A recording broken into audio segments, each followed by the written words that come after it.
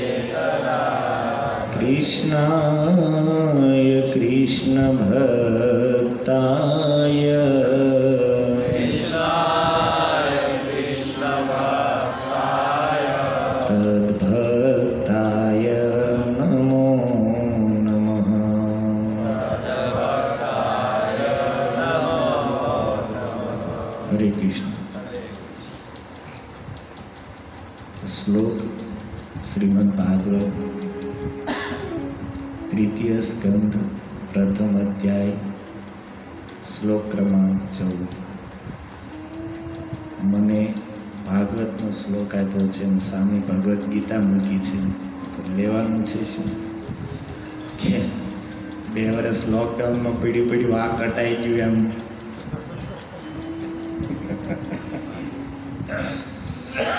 તો હજી ગુજરાતી સમજો.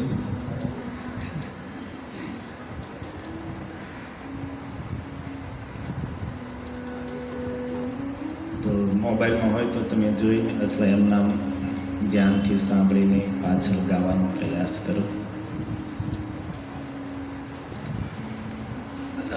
इत्युचिवास्तत्र सुयोधनेन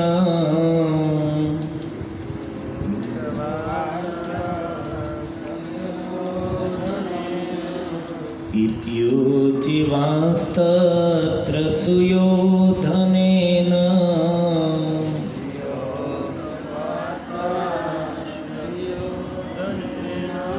प्रवृद्धकोपस्फुरिताधरेण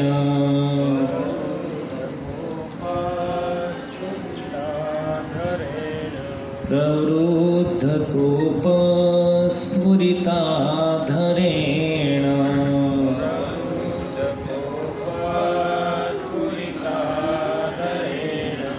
असत्कृतः सत्स्पृहणीयशीला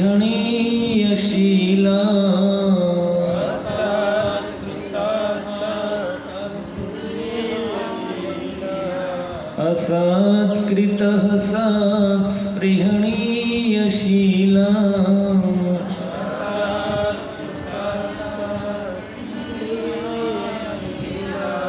शक्ता सकर्णानुजसो बलेन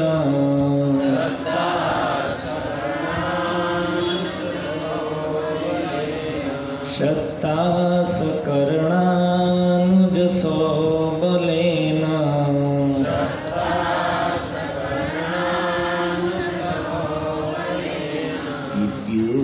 इत्युचिवास्तत्र सुयोधनेन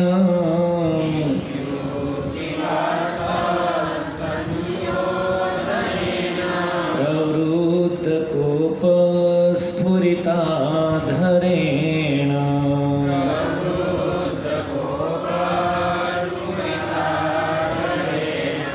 असत्कृतः सत्स्पृहणीयशीला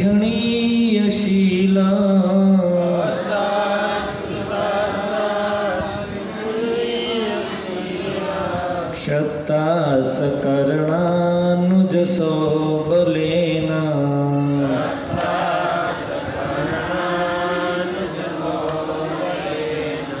ॐ ज्ञानतिमिरान्धस्य ज्ञानाञ्जनशलाकया चक्षुरुन्मिलितं येन तस्मै श्रीगुरुवे नमः.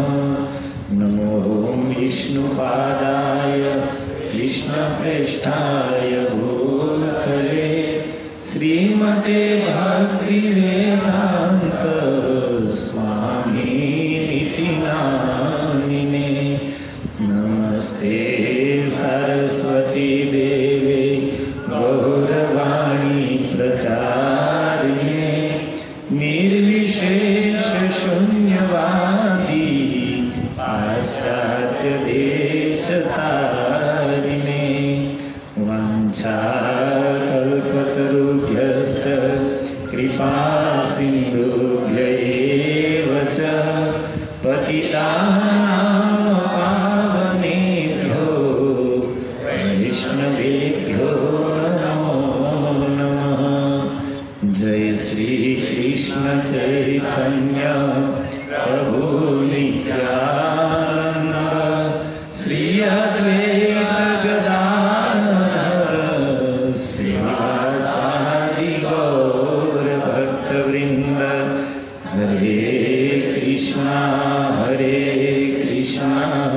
कृष्णा कृष्णा हरे हरे हरे राम राम राम हरे हरे. हरे कृष्णा कृष्णा कृष्णा हरे हरे हरे राम राम राम हरे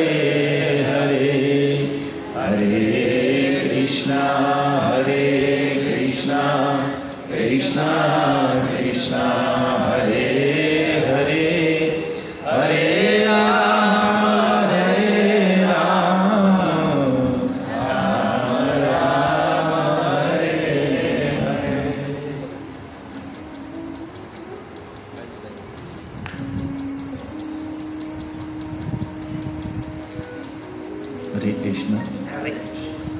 સૌપ્રથમ આપ સર્વ વૈષ્ણવના ચરણોમાં દંડવત પ્રણામ.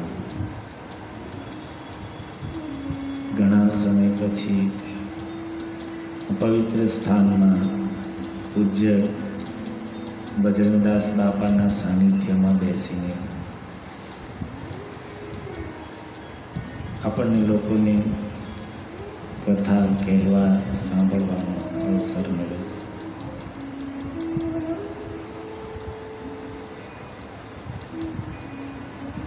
પ્રસંગ આપણું ચાલે છે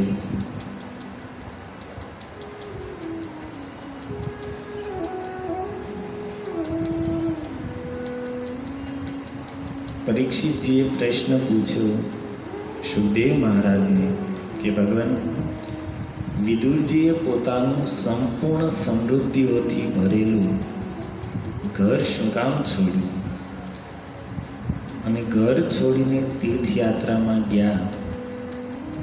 તો યાત્રા પ્રસંગમાં એનો મૈત્રીજી સાથે મિલાપ કઈ રીતે થયો અને એ બંને મહાપુરુષો વચ્ચે શું ચર્ચા થઈ?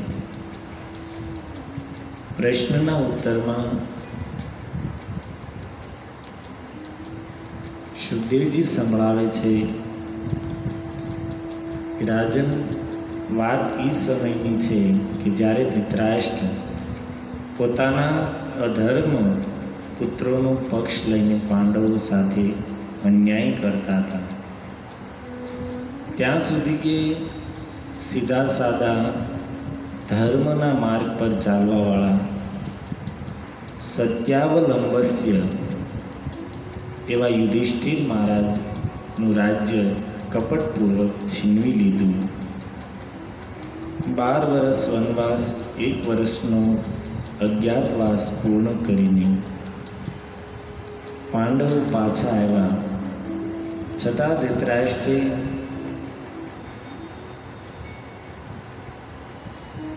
યુધિષ્ઠિરને એમના અધિકારનું રાજ્ય ન આવ્યું.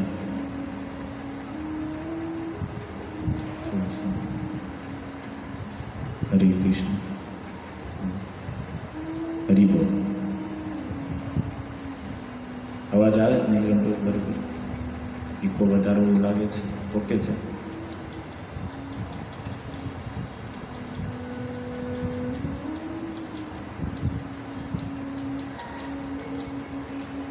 અને એ સમયે પાંડવો તરફથી શાંતિદૂત બનીને ભગવાન કૃષ્ણ આવ્યા. ભગવાને એ સમયે હસ્તિનાપુરની સભામાં જે ઉપદેશ આપ્યો, એ શબ્દો ભીષ્મ પિતા, વિદુર, કૃપાચાર્ય, દ્રોણાચાર્ય ઇત્યાદિ મહાપુરુષો માટે તો કાન માટે અમૃત સમાન હતા. પરંતુ દુર્યોધને એમનો આદર કર્યો નહીં. અને કરે પણ ક્યાંથી? ક્ષત પુણ્ય લેશા. કારણ કે જીવનમાં પુણ્ય જ નહોતા વધ્યા તો ભગવાનની વાતમાં એને શ્રદ્ધા, વિશ્વાસ ક્યાંથી બેસે?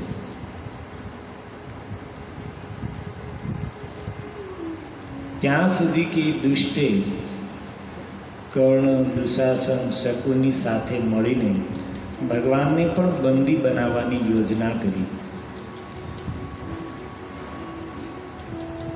ભગવાન શ્રી કૃષ્ણને ખબર પડી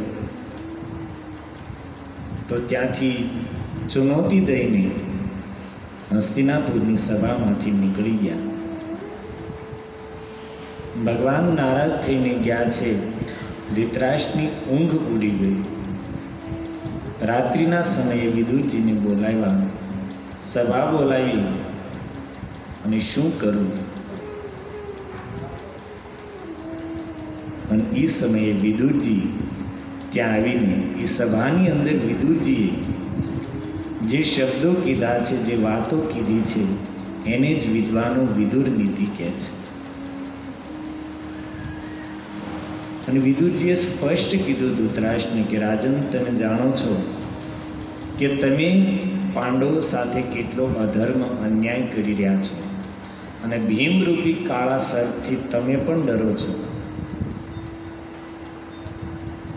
અને તમે એ પણ જાણો છો કે ભગવાન કૃષ્ણએ પાંડવોને આત્મસાત કરી લીધા છે, પોતાના માની લીધા છે, અપનાવી લીધા છે. એટલા માટે ત્રિભુવનમાં કોઈ એવી શક્તિ નથી જે પાંડવોને પરાસ્ત કરી શકે. અને આ તમારો પુત્ર, જેને તમે પુત્ર માનો છો, એ પુત્રની પુત્રના રૂપમાં દોષ જ તમારા ઘરમાં આવીને બેઠો છે. દુર્યોધન ત્યાં બેઠો છે, વિદુરજી એની સામે કહે છે, કૃષ્ણાદ વિમુખસ્ય ગતશ્રી. રાજન, કૃષ્ણથી વિમુખ, કૃષ્ણ સાથે પણ જેનો દ્વેષ છે, આવા પુત્રનું ભરણ પોષણ કરવાને કારણે તમે પણ શ્રીથી રહિત થઈ ગયા છો. તમારું તેજ પણ નષ્ટ થઈ ગયું છે.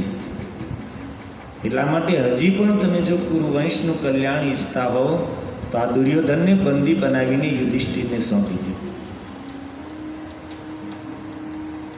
ઇત્યુચિવાંસ, આવું જ્યારે વિદુરજીએ કીધું, તત્ર સુયોધનેન, દુર્યોધન એ જ સમયે પ્રવૃદ્ધ કોપ, એટલો ક્રોધિત થઈ ગયો કે સ્ફુરિત આધાર, એના હોઠ ફફડવા માંડ્યા, દાંત પીસવા માંડ્યો. અને સભામાં ઊભો થઈને વિદુરજીનું ભયંકર અપમાન કર્યું. અરે ક એનમ દાસ્યા સુતમ જીહ્મમ અત્રોપજુહ. અરે કોણે આ દાસી પુત્રને અહીંયા બોલાવ્યો? તો એની ખબર છે કે મારા બાપે જ બોલાવ્યા છે એને સ્પેશિયલ, પણ છતાં કહે છે કોણે આને અહીંયા બોલાવ્યો? આ કુટિલ દાસી પુત્ર જેનું ખાય છે એનું જ ખોદે છે. અરે આને મારી ન નાખો તો કાંઈ નહીં, કમસે કમ આ સભાની અંદરથી બહાર તો કાઢી મૂકો. ને જેવું સાંભળ્યું વિદુરજીએ, તો વિદુરજીના મનમાં કોઈ હર્ષ શોક ન થયો, કારણ કે જાણતા હતા કે ભગવાનની માયાને વશ થઈને જીવની બુદ્ધિ એટલી ભ્રષ્ટ થઈ જાય છે કે પોતાનું કલ્યાણ કરવાવાળા શબ્દોને, પોતાનું કલ્યાણ કરવાવાળા સંબંધીઓને પણ વિરોધી માનવા લાગે છે. માયાને વશ થઈને જીવની બુદ્ધિ એટલી વિપરીત થઈ જાય છે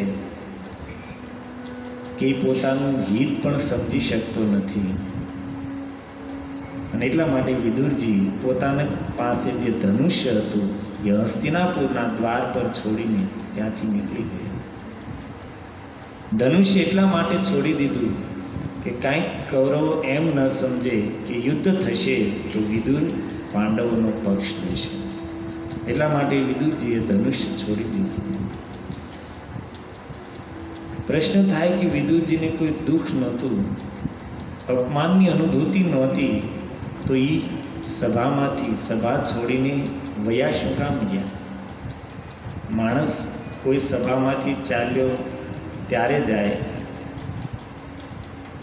જ્યારે એને કંઈક દુઃખ લાગ્યું હોય, ખોટું લાગ્યું હોય.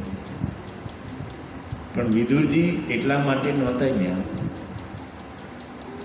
દુર્યોધને ધૃતરાષ્ટ્રની સામે જ વિદુરજીને ન કહેવાના વચન કીધા, અને છતાં ધૃતરાષ્ટ્રે દુર્યોધનને રોક્યો નહીં. નહીં તો કહી શકે, હે દુર્યોધન, એ તારા કાકા છે, મારા ભાઈ છે, અને હસ્તિનાપુરના મહામંત્રી છે, ઉંમરમાં પણ તારાથી મોટા છે, મોઢું સંભાળીને વાત કર. પણ ધૃતરાષ્ટ્ર એક શબ્દ ન બોલ્યા. વિદુરજી સમજી ગયા કે હવે આપણી અહીંયા જરૂર નથી, અને એટલા માટે વિદુરજી એ સભામાંથી નીકળી ગયા.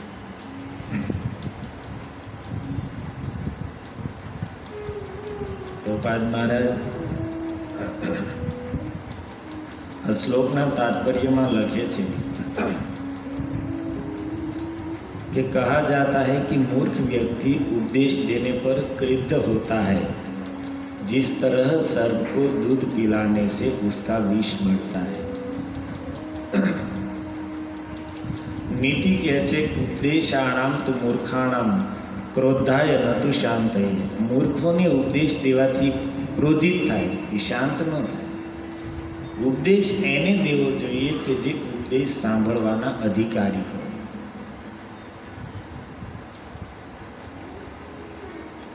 એક સમયે ભારે વરસાદ આવતો હતો, ધોધમાર વરસાદ થતી હતી અને વાંદરાઓ એ વરસાદની અંદર એકદમ પલ્લીને ઠંડીના માર્યા બધા કાપતા હતા. પલ્લેલા કાગડો આપણે પ્રખ્યાત છે કહેવત, પણ આ વાંદરાની સ્થિતિ એવી હતી. સ્વાભાવિક છે, વરસાદ ધોધમાર ચાલે છે, પલ્લેલા છે, હવા ચાલી રહી છે ખુલ્લામાં, તો બેઠા બેઠા ઠંડીને લીધે કાપતા હતા. પક્ષીઓએ જોયું તો એણે સલાહ આપી કે અરે વાનરો, જો અમે લોકો તમારાથી નાના છીએ, શક્તિમાં, બુદ્ધિમાં, શરીરમાં, બધી રીતે, તો અમે ઘોંસલાઓ બનાવીને, માળા બનાવીને આમાં સુરક્ષિત બેઠા છીએ. વર્ષાથી અમે અમારું રક્ષણ થાય એવી વ્યવસ્થા કરી લીધી છે. વૃક્ષની બખોલમાં બેસીને, અમારા ઘોંસલાઓમાં બેસીને અમે કેટલા સ્વસ્થ છીએ.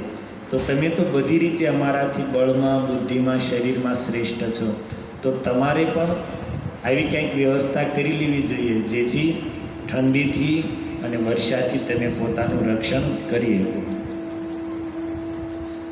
અને વાંદરાઓ કહે છે કે એમ ઉપદેશ દો છો અને અમને થવા દો વરસાદ બંધ, ખબર પડે. અને જેવો વરસાદ બંધ થયો અને બધા જ વાંદરા તૂટી પડ્યા. કે બધા પક્ષીઓના જેટલા માળા હતા એ બધા ઉચકાઈ ઉચકાઈને પટકી પટકીને ઈંડા ફોડી નાખ્યા, માળા તોડી. બિચારાને ઘર બાર વગરના કરી નાખ્યા. પછી એને એમ થયું કે મૂર્ખાઓને ઉપદેશ ન દેવાય. ઉપદેશાણામ તો મૂર્ખાણામ ક્રુદ્ધાય. જેને બુદ્ધિ જ નથી એને ઉપદેશ દઈશું. એટલા માટે ઉપદેશ એને જ દેવાય જે અધિકારી હોય, જે સાંભળવાની ઈચ્છા રાખતો હોય. ઘણીવાર આપણે જોતા હોઈએ કે અમુક ભક્તો ભાવમાં આવીને એવા લોકો અરે ભગવાનની ચર્ચા કરતા હોય જેને ભગવાનમાં રસ જ નથી. રસ નથી એટલું નહીં, વિરોધીઓ છે, ભગવાનના, સંતોના, મંદિરના, શાસ્ત્રોના વિરોધીઓ છે, એને પણ ભગવાન વિશે વાતો કરતા હોય. બોલો, સામે તો કાંઈ બોલે નહીં, સાંભળી લે, પણ પછી પાછળથી જે વાતો કરી છે બધાના અવળા અર્થ પાડશે. એટલા માટે બધાને સાવધાન રહેવું જોઈએ કે ભાઈ ઉપદેશ એને જ દેવાય જે સાંભળવાના અધિકારી હોય. હવે જે લોકો નોનવેજ ખાતા હોય એને આપણે સમજાવવા હોય તો એમ ન કહેવાય કે ભાઈ ડુંગળી લસણ ન ખવાય. એટલે ભાઈ તું એને પહેલાં માંસ ખાતો બંધ કરાવો. એને સમજાવવું જોઈએ કે ભાઈ માંસાહાર કરવું એ પાપ છે. અને એ પણ પાપ પુણ્યની વાત એને જ કરીએ કે જેને શાસ્ત્રમાં શ્રદ્ધા હોય. શાસ્ત્રમાં શ્રદ્ધા ન હોય એની પાસે પાપ પુણ્યની વાત એને પછી એમ સમજાવાય કે ભાઈ નોનવેજ ખાવાથી શરીર ખરાબ થાય. એને પાપની વાત કરશે તો એને તેમાં રસ જ નથી.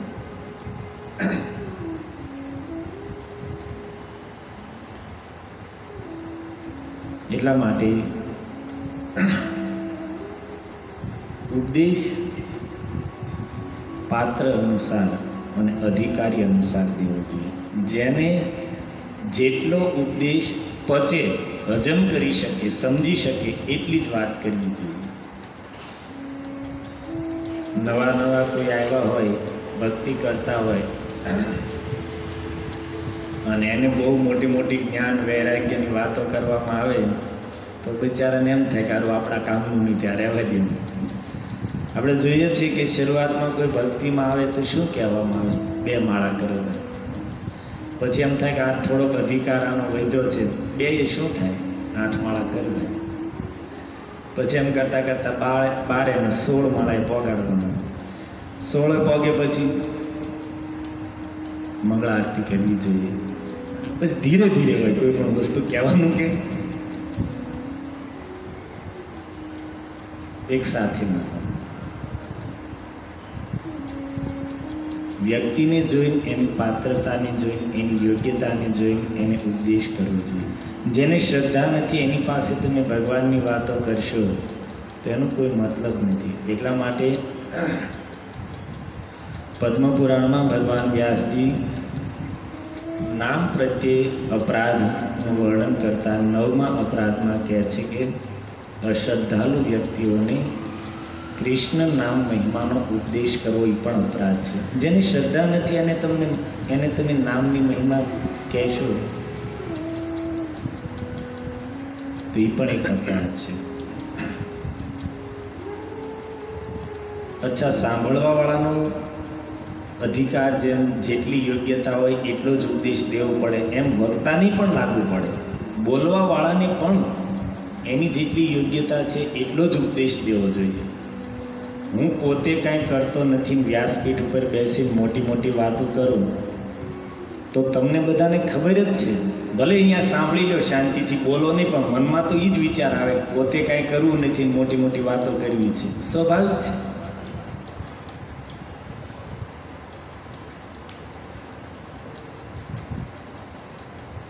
એટલા માટે એકની વાત બધાને લાગુ પડે, કહેવાવાળાને સાંભળવાળાને બધાને ઉપદેશ પોતપોતાની યોગ્યતા અનુસાર.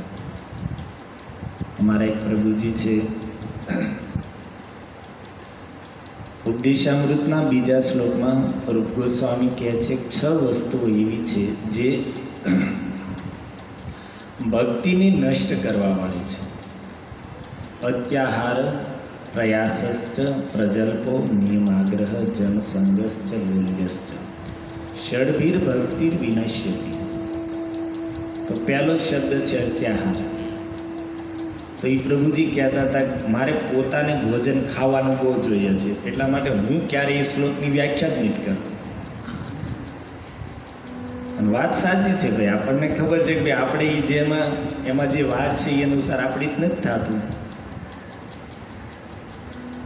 અને મારે ખાવા જોતું હોય ગાડીએ અને એ સારામાં સારું અને એ તે ગમે અને હું પછી વ્યાખ્યા કરું કે પ્રસાદ સિવાય ક્યાંય ખાવું ન જોઈએ, વધારે પડતું ખાવું ન જોઈએ, અત્યાહાર, તો શું કામ? સાંભળવાવાળા બહારથી સાંભળતા હોય પણ અંદરથી હસતા હોય.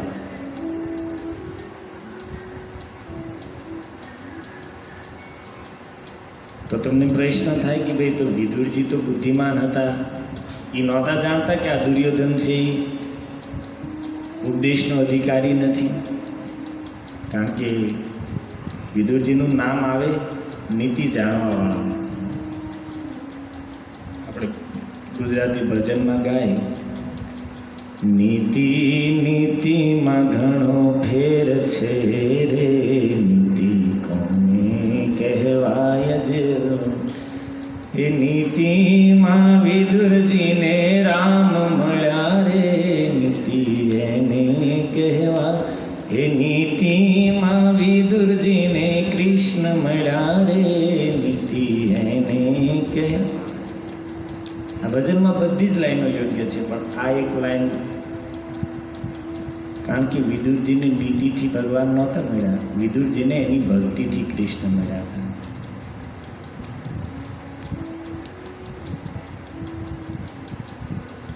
તો વિદુરજી તો બુદ્ધિમાન હતા, જાણતા હતા કે દુર્યોધન ઉપદેશનો અધિકારી નથી, પરંતુ દુર્યોધનને એને ઉપદેશ નહોતો દીધો. ઉપદેશ આપ્યો તો ધૃતરાષ્ટ્રને, અને ધૃતરાષ્ટ્રને અનેક વાર સમજાવી ચૂક્યા હતા વિદુરજી, પણ સમજાવવાથી ધૃતરાષ્ટ્ર ન સમજ્યા. તો વિદુરજી જાણે છે કે સામ દામ દંડ ભેદ આ સમજાવવાની નીતિ છે, તો અહીંયા ક્રોધિત થઈને કે કદાચ માની લેતો.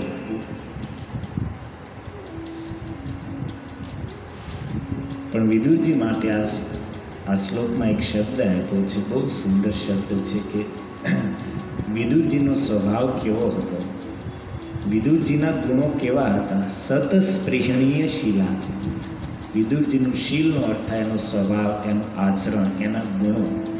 સત્પુરુષો જેની ઈચ્છા કરે, સંતો સાધુઓ પણ એવી ઈચ્છા કરતા કે વિદુર જેવા ગુણો અમારામાં આવે, વિદુરજી જેવો સ્વભાવ અમને પ્રાપ્ત થાય. કારણ કે ગુણવાન વ્યક્તિ એ જ કહેવાય કે જેના ગુણોનું વર્ણન સંતોની સભામાં થાય. અન્યથા પોતપોતાના સમાજમાં તો બધાના વખાણ થતા હોય. વેપારીઓનો સમાજ ભેગો થયો હોય તો ત્યાં કોના વખાણ થાય? ત્યાં શ્રેષ્ઠ કોને માનવામાં આવે? જે મોટો વેપારી હોય એને, જે ધંધામાં બહુ આગળ નીકળેલો હોય, મોટો બિઝનેસમેન હોય, એને લોકો એના વખાણ કરતા હોય ને ઈચ્છા કરતા હોય કે આપણે આવો વેપાર ક્યારે કરશું. પણ ભલે એ વ્યાપારીઓની સભામાં એ પ્રશંસાને પાત્ર હોય, પણ જ્ઞાનીઓની સભામાં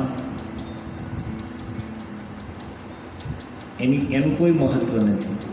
કારણ કે જ્યાં જ્ઞાનીઓની સભા હોય ત્યાં શું વિચારવામાં આવે કે એટલો મોટો વેપારી છે, એટલા બધા પૈસા છે અને હજી તો વ્યાપાર વધારવામાં અને દિવસ રાત મહેનત કરવામાં લાગ્યો છે, તો શું એની સાથે જવાનું છે? અરે મૂર્ખ વ્યર્થમાં સમયને બરબાદ કરે છે. જે સંપત્તિ છે એનું જ ઇન્વેસ્ટ કરીને, ફિક્સ ઇન્કમ કરીને જે જીવનનો સમય વધ્યો છે એને આત્મકલ્યાણમાં લગાડી દેવો જોઈએ. એટલી નથી અને એની માટે વ્યક્તિ મહેનત કરે છે, પરિશ્રમ કરે છે, એ એક અલગ વાત છે. પણ એટલી સંપત્તિ હોવા છતાં હજી એ જ કાર્યમાં લાગ્યો છે, તો સંતોની સભામાં એ મૂર્ખ છે. આપણે લોકો ભલે એની વાહ કરતા હોઈએ, એના ગુણગાન કરતા હોઈએ.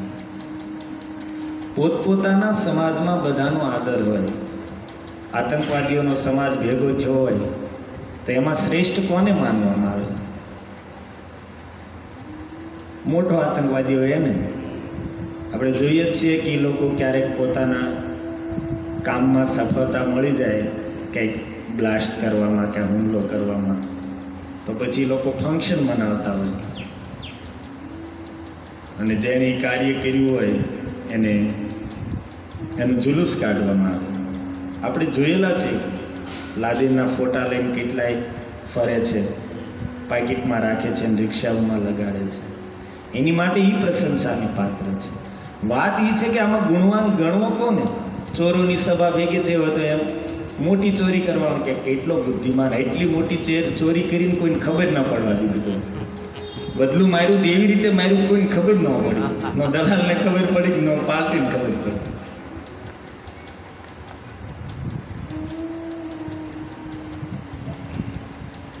સંસારી લોકો ભેગા થયા હોય તો એ કોને શ્રેષ્ઠ માને? એની દ્રષ્ટિમાં એ જ શ્રેષ્ઠ છે કે જેની પાસે મોટો પરિવાર હોય, ગાડી બંગલા હોય, સંસારની સુવિધાઓ હોય, વ્યવસ્થાઓ હોય, સંસારમાં એનું સન્માન હોય, વાહવા થતી હોય અને ખાઈ પીને મોજથી સંસારમાં રહેતા હોય, મોજથી જીવન જીવતો હોય, એના લોકો ગુણગાન કરતા હોય કે કેટલો ભાગ્યશાળી છે. પણ શાસ્ત્રની દ્રષ્ટિમાં એનું કોઈ મહત્વ નથી. શાસ્ત્ર તો મહાન, સંતો તો મહાન એને માનશે કે ભલે જીવનમાં થોડો અભાવ છે, થોડું અવ્યવસ્થામાં જીવન જીવે છે, થોડી તકલીફ પણ છે, બધું હોવા છતાં સમય કાઢીને પોતાનો વ્યવસાય કરતાં પરિવારને સંભાળતા પોતાનું કાર્ય કરતાં અસુવિધા અને દુઃખ ભોગવતા પણ સમય કાઢીને ભગવાનનું ભજન કરે છે, તો શાસ્ત્રની દ્રષ્ટિમાં તો એ શ્રેષ્ઠતા છે, એ ભાગ્યશાળી ગણવામાં આવશે. અને આપણી દ્રષ્ટિમાં ભાગ્યશાળી ગુણવાનની વ્યાખ્યા અલગ છે. તો આમાં નક્કી કેમ થાય કે ભાઈ ગુણવાન ગણવો કોને? પોતાના સમાજમાં બધા જ. એટલા માટે અહીંયા કીધું છે કે સતસ્પૃહણી, સંતોની સભામાં જેના ગુણોની પ્રશંસા થાય એ ગુણવાન છે. જે રીતે પ્રહલાદજી માટે ભાગવતમાં વર્ણન છે કે પ્રહલાદજી ના ગુણો કેવા હતા? યસ્મિત મહદ ગુણા રાજન ગૃહ્યંતે કવિભીર મુનિ. સુખદેવજી કહે છે કવિભીર મુનિ, મોટા મોટા પંડિતો પણ પ્રહલાદજીના ગુણોનું વર્ણન કરે છે, પ્રહલાદજીના ગુણોની પ્રશંસા કરે છે. અને ત્યાં સુધી કીધું કે દેવતાઓની સભામાં જ્યારે સંતોના ચરિત્ર કહેવામાં આવે છે, દેવતાઓની સભામાં જ્યારે સંતોના ગુણગાન થાય છે, તો એમાં સૌથી પહેલાં નામ પ્રહલાદજીનું લેવામાં આવે છે. યદ્યપિ દેવતાઓ સ્વભાવથી, અસુરો અને દેવતાઓ પરસ્પર વિરોધી છે, પ્રહલાદજીનો જન્મ અસુર કુળમાં થયો છે. દુશ્મન કુળમાં જન્મ થવા છતાં દેવતાઓની સભામાં પણ જ્યારે ભક્તોના ગુણગાન કરવામાં આવે ત્યારે પહેલું નામ પ્રહલાદજીનું લેવામાં આવે છે. કારણ કે પ્રહલાદજીની અંદર એવા મહાન ગુણો છે. અને એ જ રીતે અહીંયા વિદુરજી માટે કહે છે કે સત્પુરુષો જેની જેવા ગુણોની હંમેશા કામના કરે છે.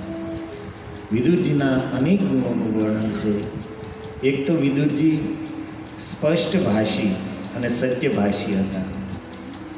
જે હોય સ્પષ્ટ કહેતા અને સત્ય કહેતા. કેમ? કારણ કે એની અંદર કોઈ સ્વાર્થ નહોતો. જેની અંદર સ્વાર્થ હોય એ માણસ ક્યારેય સત્ય ન બોલી શકે ને સ્પષ્ટ ન બોલી શકે. આપણે આપણો કંઈક સ્વાર્થ હોય, આપણું કંઈક કામ કરાવવું હોય તો સ્વાભાવિક છે કે સામેવાળાને આપણે સત્ય નહીં કહીએ. સામેવાળાને સારું લાગે એવું જ આપણે કહીશું, કારણ કે આપણે આપણું કંઈક કામ કઢાવવું છે. પણ જેનામાં કોઈ સ્વાર્થ નથી એ તો જે સત્ય હશે એ જ મોઢે કહેશે.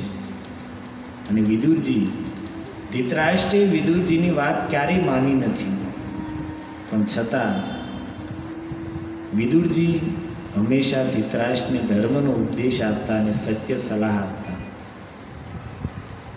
તો આ વિદુરજીનો ગુણ હતો. બીજું કે વિદુરજી માન અપમાનની ભાવનાથી ઉપર ઉઠેલા હતા. વિદુરજી એક વખત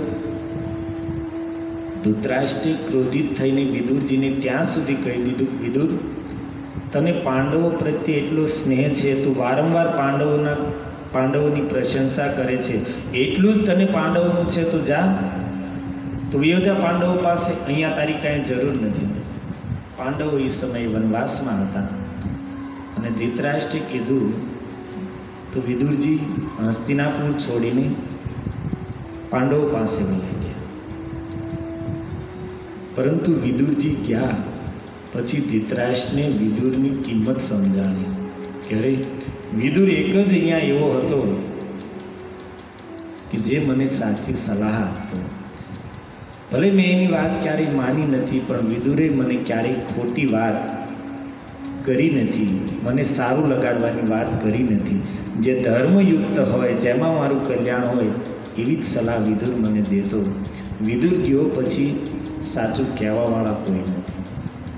તો ધૃતરાષ્ટ્રને હવે વિદુરજી ગયા પછી એની કિંમત સમજાવી. અને સંસારનો આ નિયમ જ છે કે જ્યાં સુધી આપણી પાસે જે વસ્તુ હોય, જે વ્યક્તિ હોય, ત્યાં સુધી એની કિંમત સમજાય નહીં. કોઈ પણ વસ્તુ કે વ્યક્તિ જ્યારે આપણીથી વિખૂટા પડે પછી જ એની કિંમત સમજમાં આવે છે. આ જગતનો નિયમ છે. જેટલા પણ સંતો મહાપુરુષો થયા, જ્યાં સુધી હતા ત્યાં સુધી સમાજે એનો વિરોધ કર્યો, લોકોએ એને પરેશાન કર્યા, નિંદા કરી, તિરસ્કાર કર્યો. પણ ગયા પછી એનું મહત્વ સમજાણું અને પછી ગુણગાન કરવાનું ચાલુ કર્યું.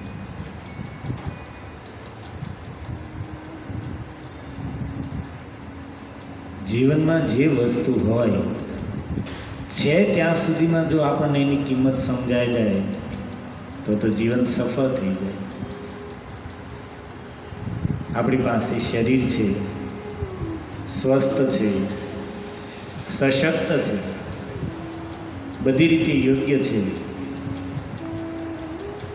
પણ આપણને આની કિંમત ત્યાં સુધી નહીં સમજાય જ્યાં સુધી ગઢા નહીં થઈ જઈએ, જ્યાં સુધી શરીરમાં રોગ નહીં આવે ત્યાં સુધી નહીં સમજાય. ભગવાને બે આંખો આપી છે તો જોવા યોગ્ય છે એ જોઈએ છે, નથી જોવા યોગ્ય એ જોઈએ છે. આંખો ફાડી ફાડીને બધું જોઈએ છીએ, પણ આંખોની કિંમત તો એ સમજીએ કે જે જન્મથી અંધ છે. આંખોના અભાવમાં જેની જિંદગી અંધકારમય થઈ ગઈ છે એને પૂછીએ તો એ સમજીએ કે ભાઈ આંખની કિંમત શું છે. આપણી પાસે છે એટલે આપણને એની કિંમત નથી. જે લોકો સાંભળી નથી શકતા, બહેરા છે, એને પૂછીએ તો ખબર પડે કે ભાઈ કાન કોને કહેવાય, કાનનું મહત્વ શું છે. આપણે તો શું સાંભળવા યોગ્ય, ન સાંભળવા યોગ્ય, કામની ન કામની બધી વસ્તુ સાંભળતા હોય. આપણી માટે એનું કોઈ મહત્વ નથી. પણ જેની પાસે નથી એ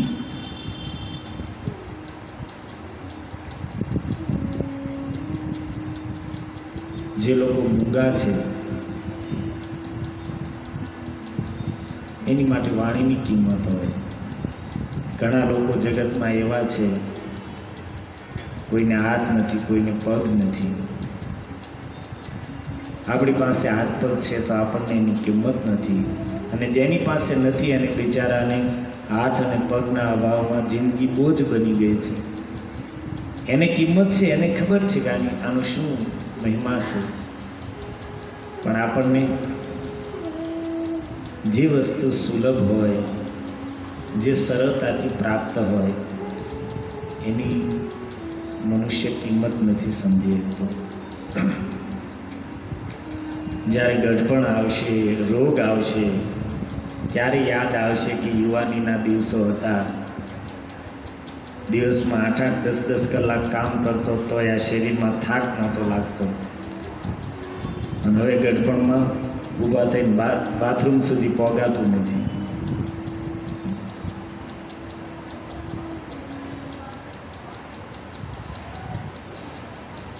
એટલા માટે પ્રહલાદજી ભાગવતમાં સાવધાન કરે કે વ્યક્તિએ જ્યાં સુધી આ શરીર સ્વસ્થ છે, નિરોગી છે, જ્યાં સુધી આ શરીરમાં કોઈ વિપત્તિ ન આવી જાય, ભયંકર રોગથી ગ્રસ્ત ન થઈ જાય, વૃદ્ધાવસ્થાને પકડી ન લે, ત્યાં સુધી મનુષ્યએ પોતાના આત્મકલ્યાણનો ઉપાય કરી લેવો જોઈએ. કારણ કે જ્યારે આ શરીર પછી વિપત્તિમાં પડી જાય છે, રોગગ્રસ્ત અથવા વૃદ્ધાવસ્થાથી ગ્રસ્ત થઈ જાય છે, ત્યારે કાંઈ કરવું હશે તો પણ થશે નહીં. તો એવી જ રીતે વિદુરજીના ગયા પછી ધૃતરાષ્ટ્રને સમજાણું અને એક સેવકને મોકલ્યા કે જાઓ, જઈને વિદુરને બોલાવી આવો. ત્યાં જઈને સેવકે કીધું કે વિદુરજી મહારાજ તમને યાદ કરે છે.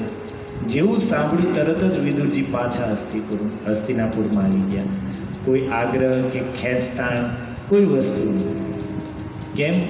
કારણ કે એને કોઈ અપમાનની ભાવના નહોતી. અપમાન થયું એવું લાગે તો વ્યક્તિ ન આવે, અને આવે તો પણ બહુ સમજાવ્યા પછી આવે. પણ વિદુરજી તો એક વખત કીધું કે મહારાજે તમને યાદ કર્યા છે, તરત પાછા આવી ગયા. સન્માન અપમાનથી ઉપર ઉઠેલા મહાપુરુષ હતા. અને વિદુરજીનો એક ગુણ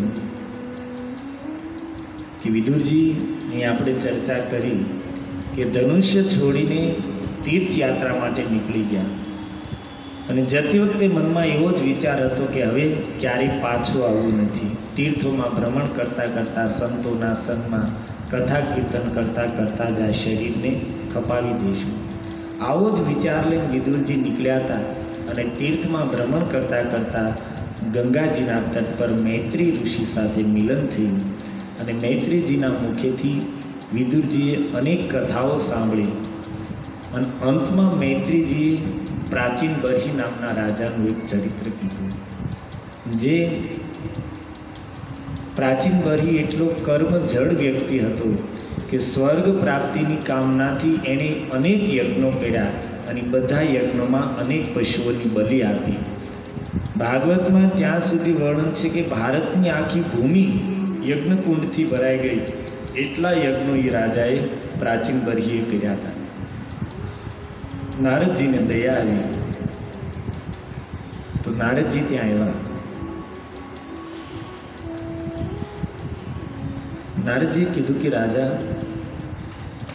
તું આ યજ્ઞ ઇત્યાદિ કરીને આમાં પશુઓની બલિ આપે છે, તો શું આનાથી તું મુક્ત થઈ જાય છે?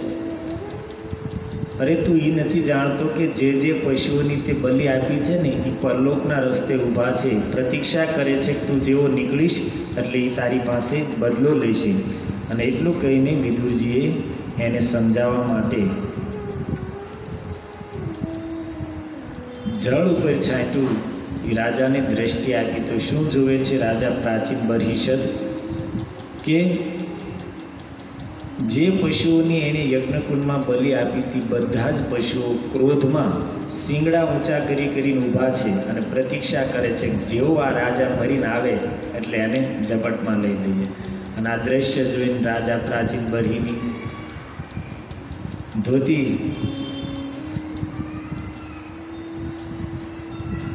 નારદજીના પગમાં પડી ગયા અને નારદજી એને અનેક પ્રકારે ઉપદેશ આપ્યો છે અને વાસ્તવિકતાને સમજાવવા માટે એક ઉપાખ્યાન કીધું છે.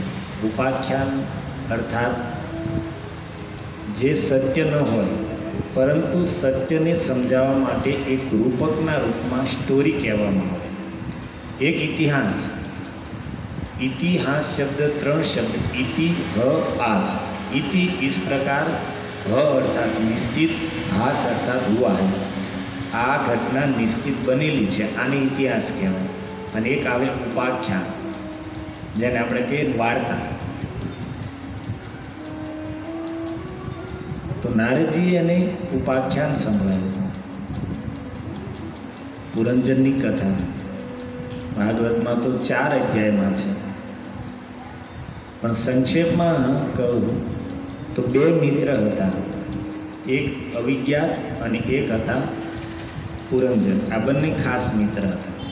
તો એક દિવસ પુરંજને પોતાના મિત્ર અવિજ્ઞાતને કીધું કે મિત્ર, કે દિવસના અહીંયા ને અહીંયા છીએ, આ લોકડાઉનમાં ઘરમાં આપણે ફસાણેલા છીએ, તો કંઈક ફરવા જવાની ઈચ્છા છે, તો ચાલો આપણે કંઈક ફરવા જઈએ.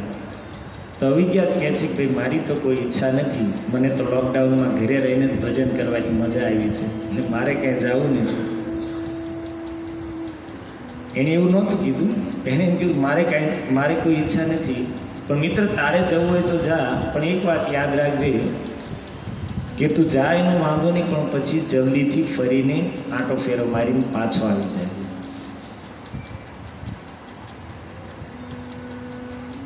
પુરંજન નીકળ્યો અને હજારો નહીં લાખો નગરોમાં એ ફર્યો, એકમાંથી બીજા, બીજામાંથી ત્રીજામાં, અને ફરતા ફરતા અંતે હિમાલયની દક્ષિણ દિશામાં એ આવ્યો. તો ત્યાં એણે એક નગર જોયું જેમાં 9 દરવાજાઓ હતા, અને 9 દ્વારોથી યુક્ત સુંદર નગરને જોઈને પુરંજન એમાં પ્રવેશ કર્યો. અંદર જતાની સાથે જોવે છે કે એક સુંદરી સ્ત્રી ચાલીને આવતી હતી. એની બંને બાજુમાં 5-5 સૈનિકો ચાલતા હતા. આગળ એક એનો સેનાપતિ ચાલતો હતો, અને એની પાછળ 5 ફણાઓવાળો સર્પ એની રક્ષા કરતો ચાલતો હતો. તો પુરંજન સ્ત્રી પાસે ગયો અને પૂછ્યું કે સુંદરી, તું કોણ છો? તારા માતા પિતા કોણ છે? તારું નામ શું છે? અને તું અહીંયા શું કરે છે? તો એ સ્ત્રી કહે છે કે મારું નામ મને ખબર નથી, માતા પિતાનો કોઈ પતો નથી, ખાલી એટલી ખબર છે કે આ નગરીની સ્વામીની છું, હું અહીંયાની મહારાણી છું, અને આ મારી આગળ પાછળ ચાલવાવાળા મારા સેવકો છે જે મારી સુરક્ષા કરે છે, આ નગરની ચોકીદારી કરે છે, અને આ પાછળ જે 5 ફણાઓ યુક્ત સર્પ છે એ પણ આ નગરની રક્ષા કરે છે, અને આજ સુધી મારા વિવાહ થયા નથી. પુરંજન કહે છે વિવાહ તો આપણા નથી થયા. અને પછી બંને એકબીજાથી આકર્ષિત થઈને બંનેએ વિવાહ કર્યા. અને પછી તો પુરંજન ત્યાં જ ઘર જમાઈ થઈને રોકાઈ ગયું. અને પુરંજનીના પ્રેમમાં એટલો ફસાણો, એટલો આસક્ત થઈ ગયો કે દિવસ રાત પુરંજનીની સાથે, અને એવો સમય આવ્યો કે પુરંજની બોલે તો પુરંજન બોલે, પુરંજની સોવે તો પુરંજન સોવે, પુરંજની ગાય તો પુરંજન ગાય. જે પુરંજની કરે એ જ પુરંજન કરે. અને આવી રીતે એના દિવસો જાય છે. એ જ સમયે એક કન્યા હતી જેનું નામ હતું જરાદી. એ બિચારી વિવાહ કરવા માટે પતિની ખોજમાં હતી, પણ જેટલા મૂર્ત્યાઓ એણે જોયા કોઈ એને બિચારીને હાથ ન પાડી વિવાહ કરવાની. એટલી કુરૂપ હતી કે એની સાથે વિવાહ કરવા કોઈ તૈયાર જ નથી. તો એ જરાદી ચંડ વેગ કરીને ગંધર્વ પાસે ગઈ. બધા નામ યાદ રાખજો, આ તમને પછી આનું રહસ્ય ખબર પડશે, ત્યારે સત્ય સમજાય છે. બહુ સમજવા લાયક નારદજી જેવા મહાપુરુષોની વાત અમસ્તી પણ ક્યારેય સામાન્ય ન હોય. ધ્યાન દઈને જેટલા મહાપુરુષોની વાતને ધ્યાન દઈને સાંભળીએ એટલો જ આપણને એનાથી વધારે લાભ મળે. કારણ કે આપણી જે એની વાતો છે એ ખાલી વાણીનો વિષય ન હોય, એની વાતો છે અનુભવનો વિષય હોય. પોતે જીવનમાં અનુભવ કરીને ઉપદેશ આપતા હોય મહાપુરુષો. પુરુષો અને મહાપુરુષોમાં આ જ અંતર છે.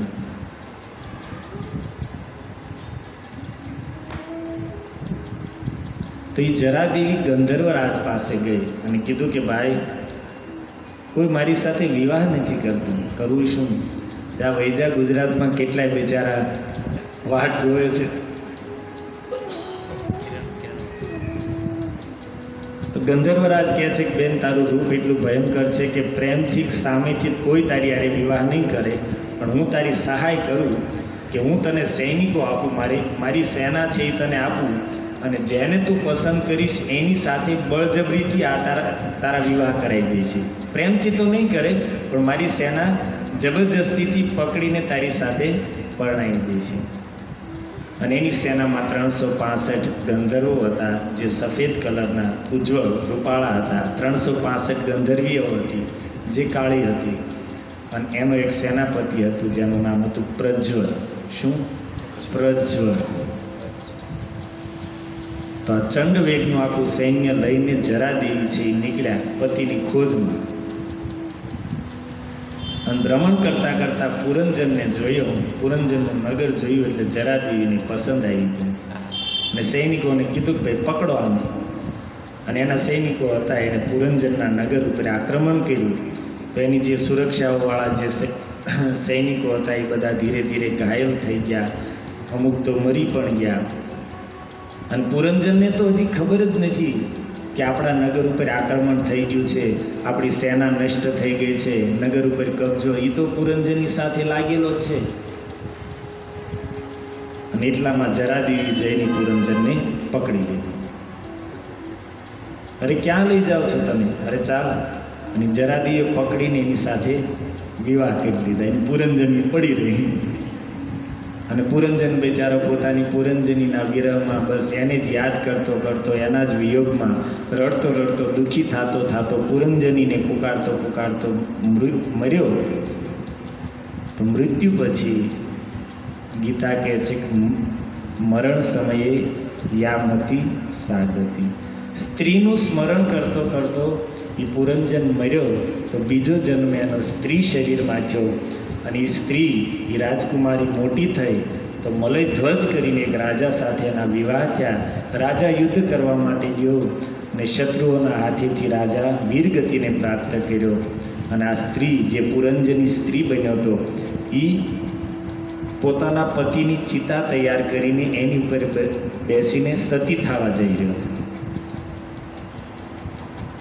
અને એ જ સમયે જો એનો મિત્ર અવિજ્ઞાત હતો, એ ત્યાં આવ્યો, એક બ્રાહ્મણના સંતના વેશમાં. અરે મિત્ર, તું આ શું કરે છો? અને ઓલી કે તું એક સ્ત્રીને કે હું પતિવ્રતા સ્ત્રી છું, મને મિત્ર કહે છો? અરે ભાઈ, તું કોઈ સ્ત્રી બીરી નથી, મારો મિત્ર છો, શું વાત કરે છો? અને પછી એ અવિજ્ઞાતે બાળપણની કંઈક વાતો એને કીધી કે તું યાદ કર, આપણે આમ આમ રમતા હતા, આમ આમ કરતા હતા, બધું યાદ આવ્યું. ને ધીરે ધીરે જેવું મગજ ઉપર જોર નહીં, અરે હું તો પુરંજન છું, આ હું ક્યાં સતો થવા જઈ રહ્યો છું?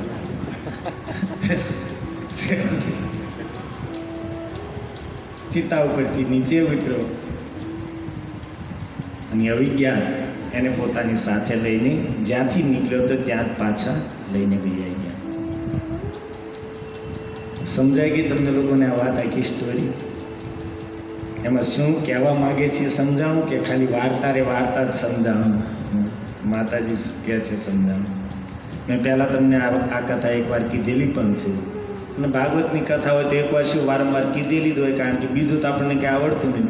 ગીતા, ભાગવત ને રામાયણ 3 જ આવડે છે. એટલે એની વાતો તમે એમ કે પ્રભુજી સાંભળેલું તો સાંભળ્યું, પણ એ જ આવે ને. આમાં કંઈ નવું આવે?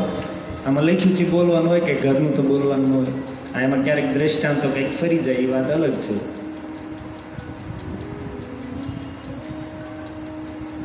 નારદજી કહે છે કે રાજા પ્રાચીન બરહી, તું આમાં માથું કેમ તારી જ કથા કીધી, મેં તને જે કથા સંભળાવી તારી જ કથા છે, અર્થાત પ્રત્યેક મનુષ્યને લાગુ પડે. પુરંજન કોણ છે? અવિજ્ઞાત ભગવાન છે, જે સર્વ જાણે છે, સર્વજ્ઞ છે, એને જ અવિજ્ઞાત કીધું છે. અને એનો મિત્ર જીવ પુરંજન, પુરંજનયતિ ઇતિ પુરંજન. આપણે લોકો વારંવાર પૂરમાં જન્મ લઈએ છીએ, એટલા માટે પૂર અર્થાત આ દેહને જ પૂર કીધું છે, આ શરીરને પૂરી કીધું છે. ને શરીરમાં ભગવાન પરમાત્મા રૂપમાં શયન કરે છે, એટલા માટે ભગવાનને જ પુરુષ કીધું છે. પણ પછી ભગવાનનો અંશ હોવાને કારણે જીવને પુરુષ કીધું છે. જેવી રીતે આત્મા, ભગવાન માટે જ આત્મા શબ્દ છે, પરંતુ ભગવાનનો અંશ હોવાને કારણે જીવને પણ આત્મા કહેવામાં આવે છે. પણ પછી બંનેને નોખા પાડવા માટે ભગવાનને આગળ પર શબ્દ લગાડવામાં આવે, પરમાત્મા. એવી જ રીતે પુરુષ ભગવાનનું સંબોધન છે, પણ મનુષ્યને પણ પુરુષ કહે છે, તો ભગવાન આગળ લગાડવામાં આવ્યું પરમ પુરુષ. અને અનેક પૂરોમાં જનયતી, જન્મ અનેક પૂરોમાં આપણે ફર્યા. કભી ક્યારેક મચ્છર ને ક્યારેક હાથી, ક્યારેક કૂતરા, ક્યારેક બિલાડ્યા, ઉંદરડા, જે આવતી હોય એની બધામાં દેવતા શરીરમાં જઈ આવ્યા આપણે. યક્ષ, કિન્નર, ભૂત, પ્રેત, બધી આ બધા નગરોમાં ભ્રમણ કરીને ક્યાં કેટલા નગરોમાં ફર્યા? 84 લાખ નગરોમાં ફર્યા.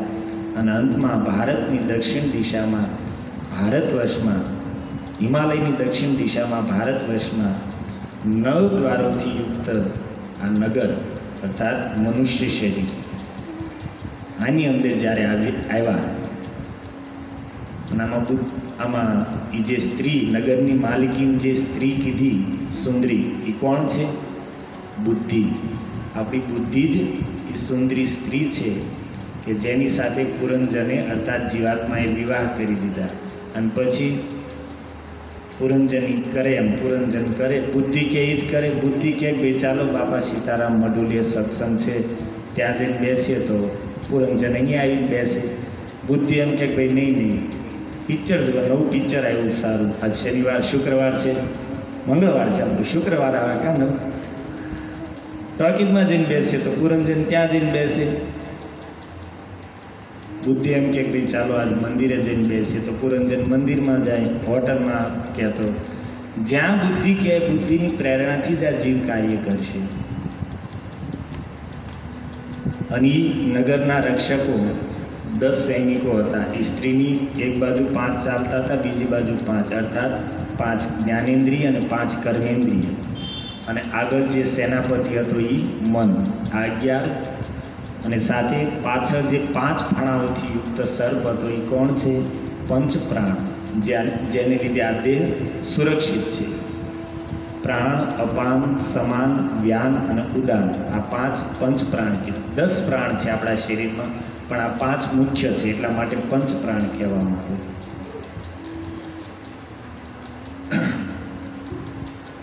આ શરીર, અચ્છા, જરાદ્વી, જરાનો અર્થ થાય વૃદ્ધાવસ્થા.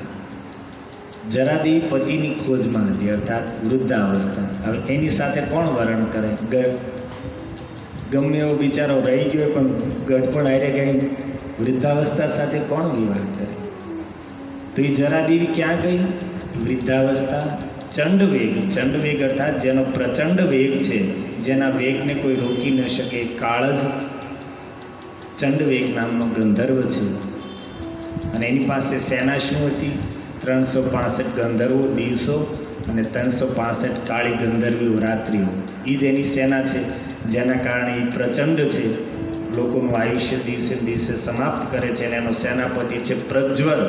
જ્વરનો અર્થ થાય રોગ, બીમારી.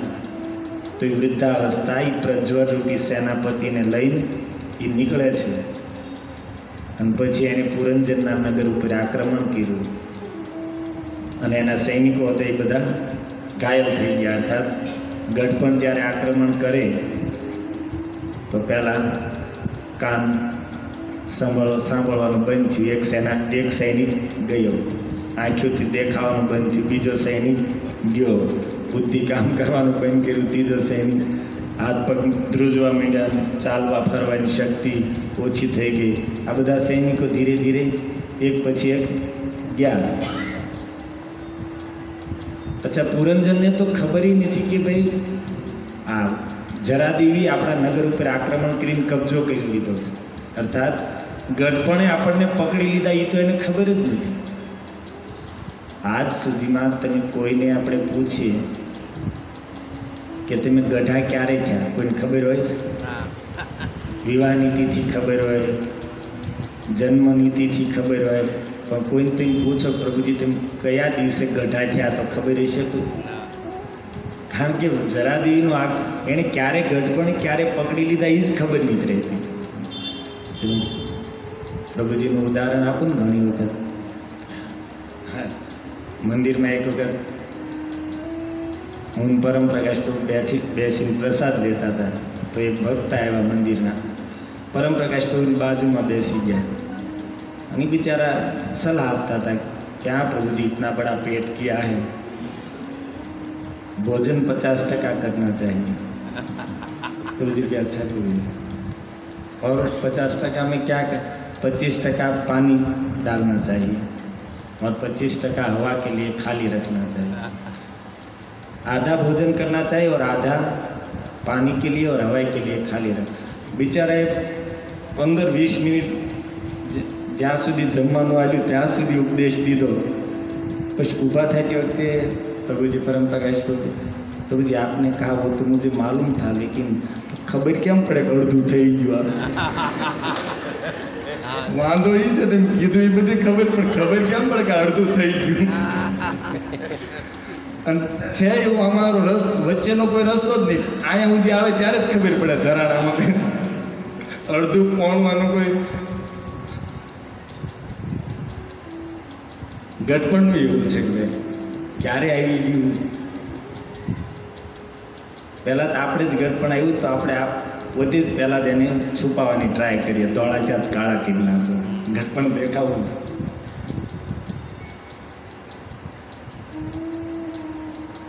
અને આવી રીતે પુરંજનીને યાદ કરતા કરતા પુરંજન મર્યો, અર્થાત બુદ્ધિ. પુરંજની કોણ છે? બુદ્ધિ. બુદ્ધિ જે વસ્તુનું સ્મરણ કરતી કરતી જાય છે એ જ યોનિની પ્રાપ્તિ થાય છે.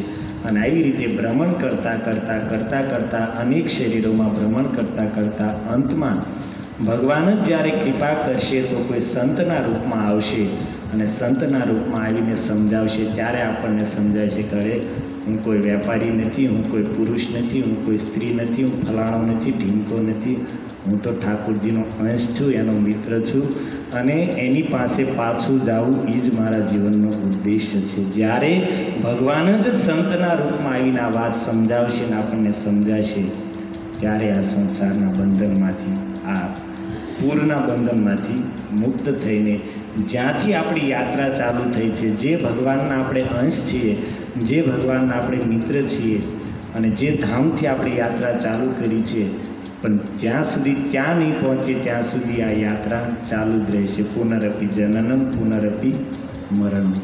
આ યાત્રા ક્યારે અટકશે નહીં. આ વાત સાંભળી રાજા પ્રાચીન બર્હિષદ અને જીવનનું સંપૂર્ણ સત્ય એને સમજાવ્યું, શરીરની વાસ્તવિકતા સમજાણી અને નારદજીને કહે છે કે ભગવાન આજ સુધી તો મેં બહુ પાપ કર્મ કર્યા, હું તો વેદોની વાતોમાં એવો ફસાણો કે હું સત્ય સમજી ન શક્યો.